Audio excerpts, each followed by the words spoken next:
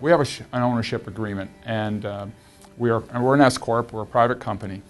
So the way the process works is that when any owner decides they want out, the company has to buy those shares back. They're worthless on the street. So the company buys those back. Now, what this process started was, I guess, the part two to the process was we then sat down and said, well, who are our successors going to be? And as we got older, we essentially had 4 or 5 of us who were the senior partners in terms of tenure at the agency and what have you.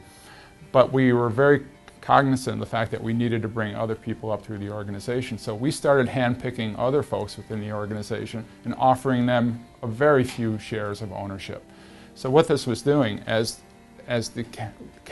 we were expending cash to buy back Dick's stock, we started offering more equity to ourselves as well as to others to bring cash back in. In the public relations agencies, there's always somebody who wants to buy you, someone who's bigger and better, and that's how they've grown. We were approached constantly by many firms, but we actually went down the aisle once and left the buyer standing at the altar, if you will. And what it came down to was a rather interesting set of facts. In this particular case, it actually came down to the financials.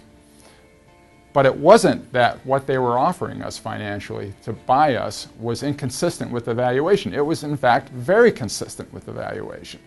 Where it went awry was a commitment for us to generate 18 to 19% of our profits right upstairs to the new owners, if you will.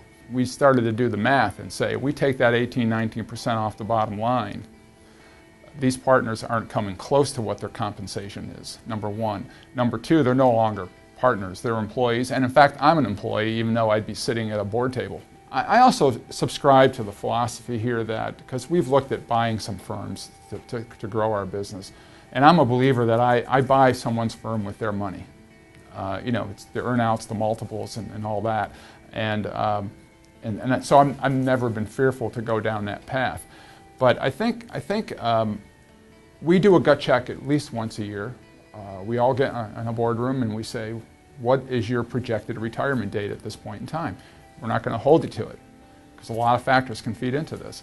So as a result, we then get the CFO who does the spreadsheet, working with our accountants and what have you, and to project out so we can prepare, put some money in reserves if we need to help pay for that. One of the things that I probably would not do if I were to do it all over again was name my successor as early as I did.